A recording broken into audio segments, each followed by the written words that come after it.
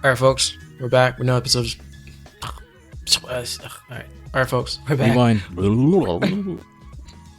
We're back. Another. What is going on? Rewind again. Christian, stop it.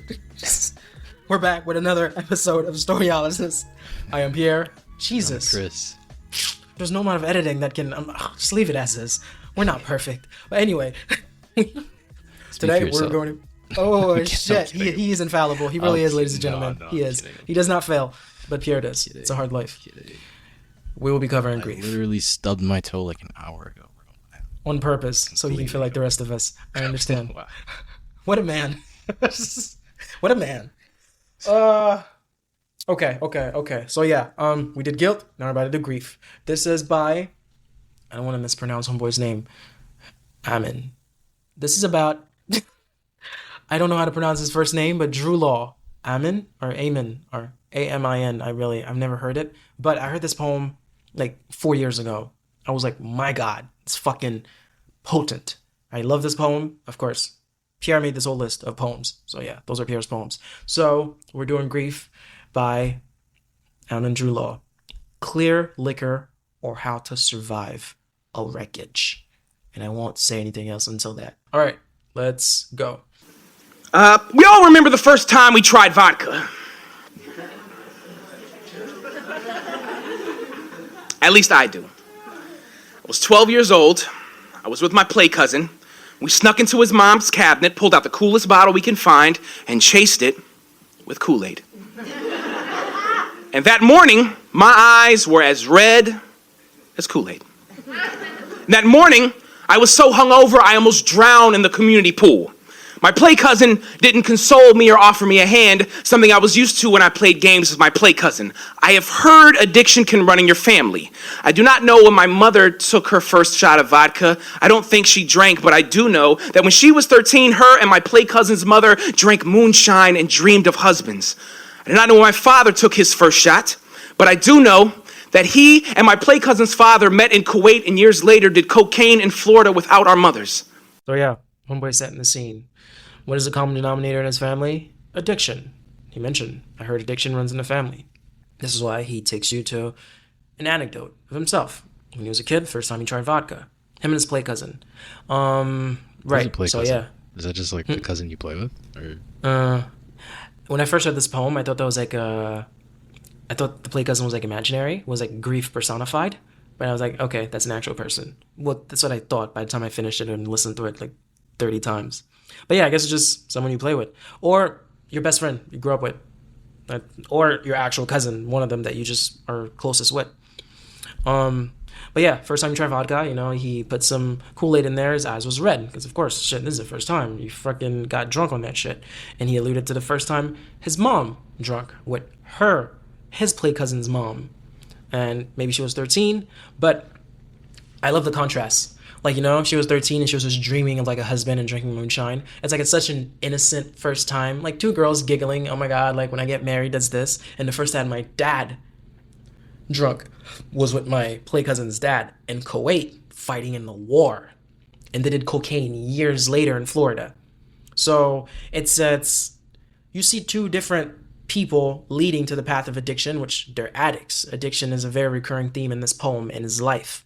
And then grief ties in too, which is cute. Not cute, which is very beautifully done. But it just shows you, one started as just like a leisure, fantasizing about husbands and boys. The other one started based off probably harsh circumstances. Like you're at war. Like you come back fucked up. You are doing fucked up shit. Like you need something to unplug your mind every now and then, especially while you're there. Like the dad was in Kuwait in the war the first time. He got drunk, is what he's saying. So it's really nice. Like when you juxtapose these two things, it's beautiful as people from opposite sides getting drunk for opposite, different reasons. But how it's all tying in, of course, he does a fucking beautiful job, like they all do. So now he's about to get into his dad. So let's go. Do not know what my father was like before my mother. Suppose he wasn't my father then. Just a boy, like I was, who mourns his father's stolen country, like I do, who learned how to walk with the lights off, who cried into a shadow when his mother wilted into a desert like mine did. Me and my father both learned how to deal with grief. He did by playing soccer. I did when I learned how to eat cereal with a fork when he used all the spoons shooting up in the bathroom. My mother learned how to cope by curling into a ball, hoping this would stop me and my father from fist fighting. It usually didn't. One night, when my father screamed a white noise of addiction so far into the air it turned the sky into a ghost, I came downstairs, pushed him to the ground. At that moment, my father turned back into a boy without a mother, and he told me... So I just want to go back to when he said my father turned into a boy, or he turned back into a boy without my mother. I'll always think this is a fascinating revelation that we all eventually have about our parents. Like it's a pivotal moment in the development of our brains. Actually, in fact, there's three major revelations that we have about our parents. The first one is that they're not gods. The second is that they will one day die and we will too. And then the third is that they were once babies, kids, and teens, just like, and they also have parents of their own, just like we do. So these are like the first hits of perspective that make you realize just how human your parents are. And as a kid, it's a pretty shocking epiphany to have. And it's a pretty important perspective to gain, because when they do very flawed things, when your parents do very flawed things, like the abuse that Law is describing, realizing that they're humans can help lessen the blow to your mental. And when he said my father turned back into a boy without a mother, it made me go down this train of thought. Like, I could imagine him as a kid having this revelation of how flawed his parents are, and what that would have done to his perception of his parents as he goes through all these like abusive scenes with his father specifically. But yeah, I never, because I was so focused on like his words and what it meant, what I think it meant to him, and I never like stopped and reflected. And there's three ways that we see our parents, which is actually true. You do think your dad is your mom and dad are superheroes, and you're like, oh shit, they're just human. Yeah. And then like, damn, they were babies. And what was the second way or the third way? Like they'll die. Yeah, that they'll die, that we all die. That's big. That's big. True. The first time you realize that death is coming for everybody. There's a movie, there's a TV show called Woke on Hulu, which black centric, of course, Pierre. Yeah, this writer, and he said there's three stages of like wrestling. When you're a kid, you love wrestling, and B, when you realize wrestling is fake, and C, you deal with the fact that wrestling is fake and you just accept it and accept it for the art. This is different, but it's just three stages too. But it made me think of that for some reason. But Woke is a very good show. It tackles a lot of shit that black folks deal with in a funny way. But yeah, okay. Actually, I'll let it play a little bit, and then I'll give my take. No. All right. Okay. Here we go. He never meant for it to be this way. Said he loved me like an ocean that could kill him. On those nights, the only way we could deal with the grief was praying for each other and ourselves. Right. So he's going into his dad. You just alluded to how like we see our parents, but he's focused on his dad, right? His dad, just like him, just a boy who mourned his father. Mourn his father's stolen country, the same way he does. I don't want to touch a lot on that line. I don't know I think I know what he means, but I don't know what he means. It might be controversial. It is what it is. He learned to walk with the lights off. Like just darkness. There was no parent to guide him the same way, just like him. My parents are drug addicts. Like I'm carving my own path with being directionless and no one to straighten me or give me any sense of guidance, which is what parents are supposed to do. He played soccer to cope with his grief. I learned to eat cereal with a fork because there was no more spoons, because daddy was upstairs shooting maybe meth, I guess. And he hints, those are hints, but paints vivid pictures. My mom was curled up like a ball, praying that we'd just stop fighting. My dad and I was fighting. He said one night, my dad screamed the white noise of addiction in the air, and it turned the sky into a ghost. Now, if that's a double entendre, that's freaking sick. Because if he's smoking, Christian, if he's smoking and he exhale, all the smoke will go up in the ceiling. Probably what it is. Yeah, like a white noise of addiction. In the air, it turned the sky into a ghost. And then he say he goes downstairs, he confronts him, and the dad turned into a boy again. Which, like you mentioned, the third stage, like they were babies, but for this sense, is this hopelessness, like knowing I failed you, like a parent knowing I failed you as my kid, and the dad say I never meant it to be this way. He said he loved me like an ocean that could kill him. It's such a toxic, like relationship or dynamic, like to have, like an ocean that can kill you, like you can drown, which basically is what addiction is. It's something that can like take you at any point, but you love it. Again, you can't judge people that are addicted because you're impaired mentally. Like you've been rewired to seek that thing that's killing you, and you can't possibly understand that it is killing you because you crave for it. You need it. It becomes a necessity. When we get to the addiction portion, fire shit. So all we can do is just pray for ourselves and pray for each other. That's how we cope with our grief. He touched up on how they deal with it every now and then he ties it in at the end, but it's just beautiful shit. But yeah, that's my take. My play cousin was kicked out of the military for being mentally unstable. God only knows what trauma made him too violent for war. It got kicked out of the military for being too violent, like for being like too brutal. I wonder what trauma made him too violent for war. This whole poem wrestles with the idea of trauma, grief, but coping wrongly with your grief. Like these people have not had the proper therapy, the proper healing process to move forward. So whatever has happened in his play cousin's past has derailed him as a person to the extent where even war, he gets kicked out of that. He's too violent for that. Like something is broken in his psyche somewhere in his past that has caused him to be too violent for war. Like that's insane. That's some fucking Frank Castle, like the rated R version, not the Netflix version. Like some crazier version. So it's just That was pretty. That was pretty. I know, right? Netflix was rated R. Homeboy had blood and Madani, Billy. Damn it, yo! This short man had a voice, bro. Bring him back. Bring Frank Castle back. But yeah, crazy shit. But yeah, man, some powerful shit. My sister asks herself, when are we too old to be orphans? My parents kiss each other in heaven. When they died, I did not have enough money for the funeral expenses. I know now that trauma is a mass grave. It is the reason I do not have children of my own, wary of the questions they will ask about their grandparents.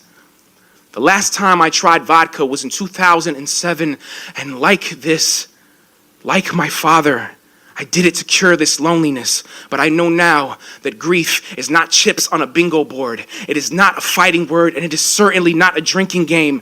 Grief is drowning in a pool full of lifeguards who have only asked you why you haven't learned how to swim yet.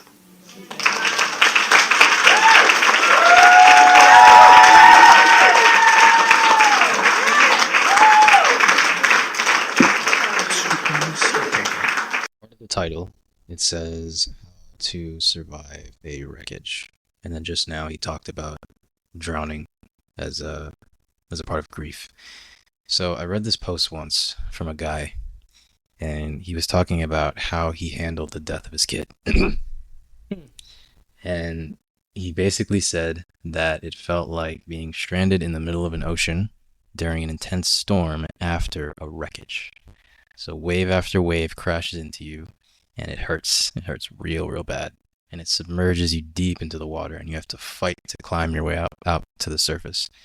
And then once you get up into the surface, you desperately cling on to a piece of driftwood that is a byproduct of the wreckage just to stay afloat. But then in the distance, you see another wave approaching you, and you know it's going to hurt just as bad as the one you just took. So then wave after wave, you're pummeled, and each wave is a memory of the loved one that you lost. And for a long time, you're going to be just afloat in that storm, and the waves are going to be relentless. But then this guy said that eventually, day after day, month after month, year after year, the waves will become a little less frequent, and your ability to endure them will increase by a little bit, slowly over time. But the waves are always going to be there. It's a storm that you're going to have to face for the rest of your life. And he said it in a way that was probably more elegant than I just did, but that is one of the most clear visualizations of grief that I have ever personally heard. And of course, this poem, it's about grief, and even in the title he directly says how to survive a wreckage, and then at the end he talks about drowning. So that imagery of drowning just in general probably represents grief, and it probably really encapsulates just the idea of grief really well. So yeah, it's never something you can completely escape. The pain will just get less over time. But that's the thing. That's something that you can't escape. That's true, but that's something that needs to be managed because these people are the byproduct of the mismanagement of their grief. His poem, his play cousin, his father. I don't know enough for his mother to. I know that he touched up on his mother's the effect of his relationship with his dad on his mother, how that affected her because my son and my husband's not getting along. But him and his dad, yeah, it's just because they weren't able to cope to deal with that the healthy way. Because there are positives of grieving correctly. I'm a big Marvel fan, of course. The iconic quote by like Vision in WandaVision: "What is grief if not love persevering?" So it's like if you lose your loved one as you're grieving, mourning their death, but you're reminded of them. Now, you also get a smile every now and then of something good that they used to do, that they're in a better place, that they're looking over you, that they would want you to do this. But this is a total shift. This took a left turn. His poem. This is bad grief. This is traumatic grief to the extent where my boy don't have kids, just because kids will ask about grandparents, mom and dad, which I'm gonna have to get back to that, relive that, or think about that to give you answers about that. Like his grief has been left to what is it? His grief has been so like not dealt with, like I already said, the proper way that it's hindering his future. He's not gonna have kids. And like he said again, he tried vodka again all the way in 2007, meaning he's been sober, which is a good step. And he was trying to do the same thing his dad was trying to do to cure this loneliness because their grief makes them empty. And then the last fucking scene, grief is drowning in a pool of lifeguards who've only asked you why you haven't learned how to swim yet. There's no one to help. This is like worse than depression. At least depression is just like teasing you and pulling you down. These people are just standing by, like watching you drown and tell you, bro, like you should get the hang of this by now. Which, I mean, time can be a cruel teacher, but that's just painful. You don't have anyone to help you. Depression and grief go hand in hand. Well, grief is,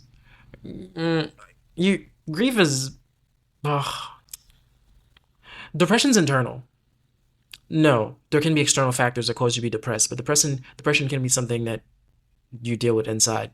And grief is more of what someone has done to you, what has happened to someone. Yeah, and that's like, because you mentioned the internal and external. So grief is like the external depression. Yeah, that's true. That's true. But yeah, man, beautiful, man. These poets convey such strong and dark and pungent topics in the matters of fucking 3 to 5 minutes. And is my boy taking a sip of vodka? No. Nah, I'm gonna choose to believe that's orange juice. That's sparkling water. Glass. That's sparkling water. Yeah, folks, we're watching the video on YouTube as we're doing this, and we stopped at 3 minutes and 10 seconds, and my boy just popped a bottle. He did not. That's stop, Pierre, stop. But yeah, this was grief. We're done with grief. Until next time. Christian, what do you have to say for yourself? I'm going. Damn it. I have to change the words now. But yeah, this was grief. Anyone's going through this, yeah, it sucks. Find help, please, because like Homeboy's showing, there can be crucial repercussion if not dealt with the proper way. So yeah, take heed into what these guys are saying. Don't go down that path, even though it's not, you wouldn't choose to go down that path, but just seek help. And hopefully you can have people in your life that can help release these shit in a positive way. All right, Christian, is it around? We're out. All right, See ya. bye.